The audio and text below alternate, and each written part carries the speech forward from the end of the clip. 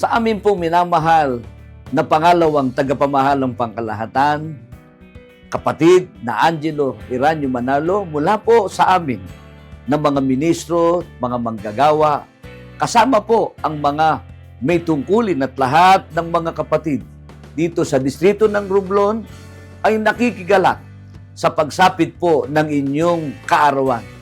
Kami po ay nagpapasalamat na lubos sa ating Panginoon Diyos na kayo po ay nananatiling malakas na katuwang ng pamamahala sa pagsinop, pagmamalasakit at pagmamahal sa mga hinirang ng Panginoon Diyos sa loob ng Iglesia ni Cristo.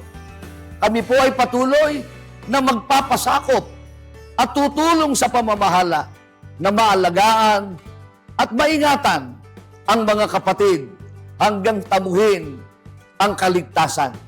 Muli po, Happy birthday po! We love you po!